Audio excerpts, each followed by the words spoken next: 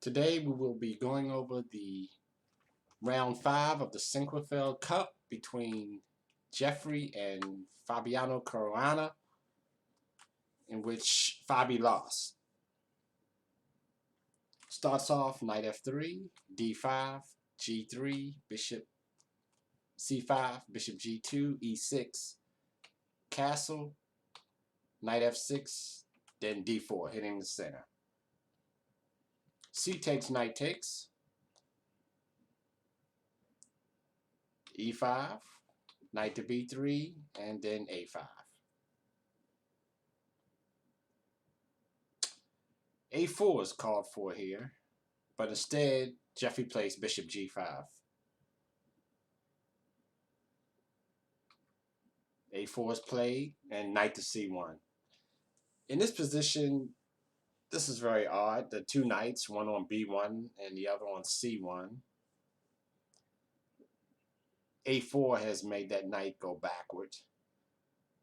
The white is castled for fianchetto bishop, but black has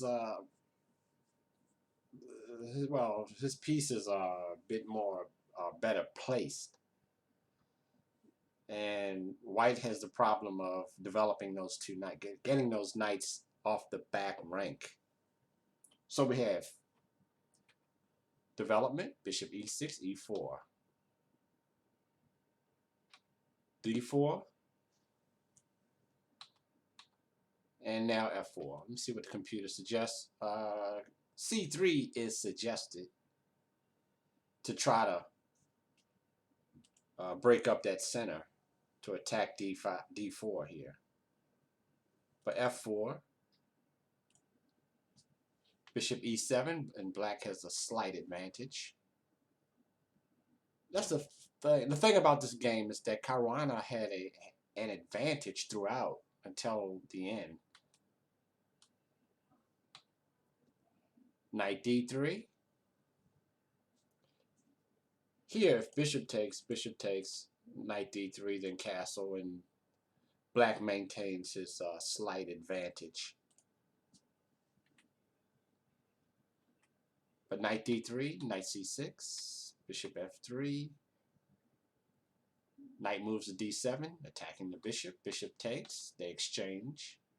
Black still has an advantage because his position is cramped. Knight d2, b5, gaining space, and b3, which is a good move.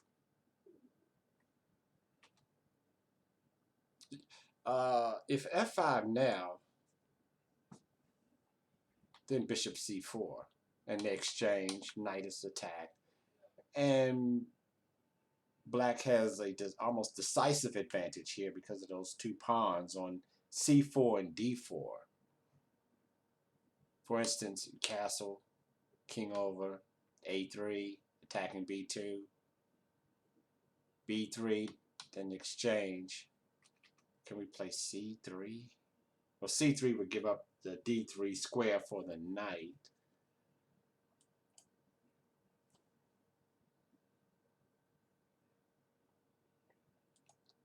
Then bishop c3, then bishop e2, and the bishop would come to c4. So it would be more advantageous simply, see, f6, what was that? King takes,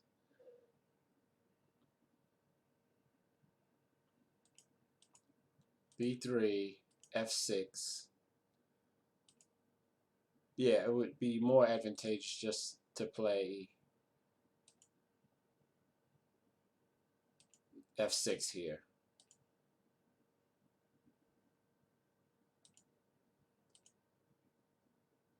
Well, b3, then f6, then bishop to h5, check. g6. Now f5, I like this move.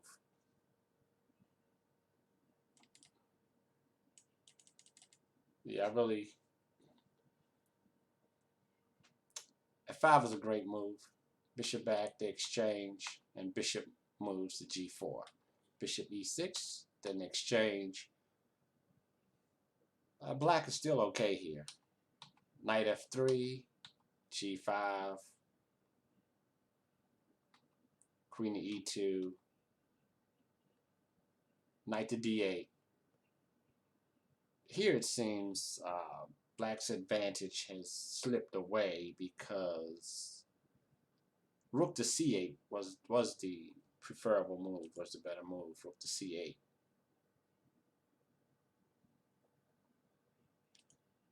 Then knight d to e1, and position is about equal, attacking b5.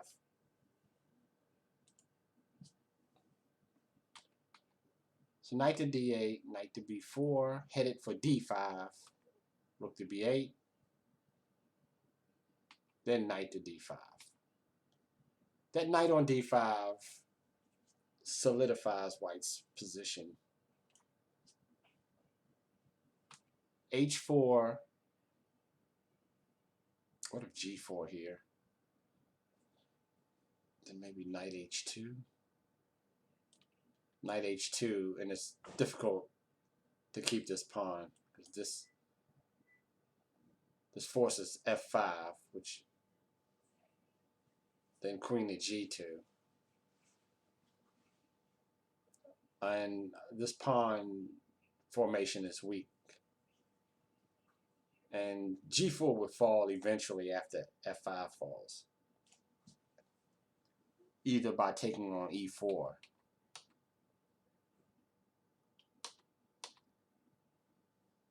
H takes, rook to f2, and Jeffrey has the advantage here. Here, rook a to f1, all White had to do was double on the f file here. But instead, Jeffrey plays like a human. He takes the pawn. The knight takes, and he should have played e takes here with a big advantage. For instance, e takes, queen to h3, then queen to c6, with threats at g6. If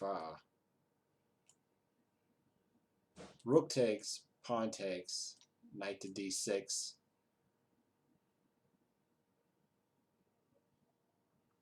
then maybe rook to e1, or if knight takes, rook takes, king takes, an advantage. Well, if White's advantage wouldn't be that great. I don't see this pawn queening really.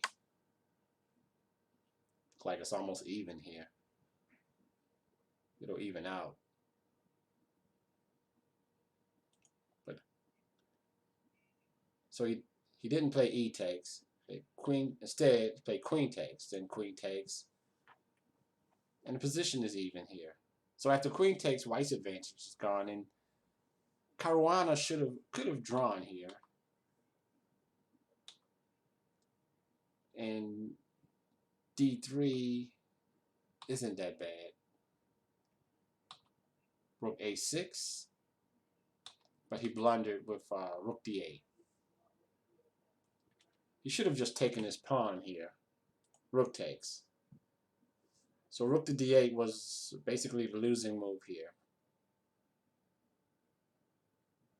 because he missed rook to g6, king moves, then rook to f6.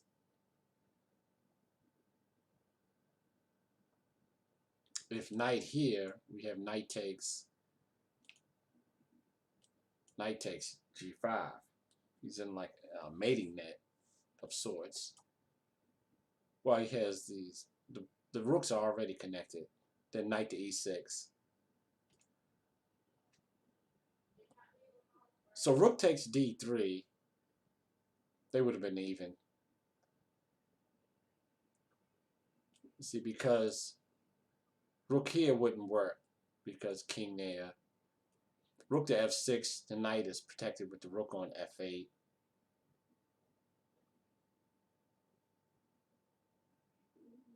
The knight can't move. So rook there, oh, then maybe here. Let me see. Knight there, check. What's the trick here? The knight there, check. Knight takes. Oh, so yeah, knight takes. Then knight here, check. And they're still even. Even with that little trick. So Caruana, well, this is a, well, maybe he was under a little bit of time pressure here. So rook to d8 was the loser. He missed rook to g6.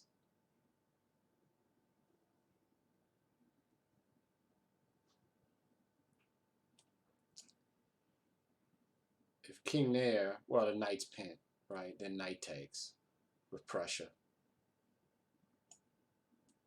Can't defend that, can he? Well, rook here, he could.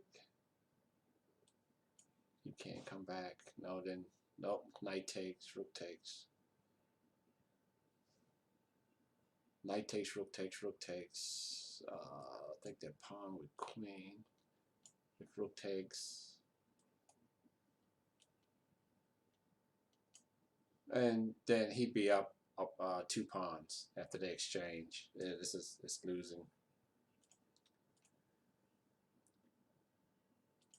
So rook to d8 was the blunder, and Jeffrey won. Thanks for watching. I'll be putting up another video from the current round.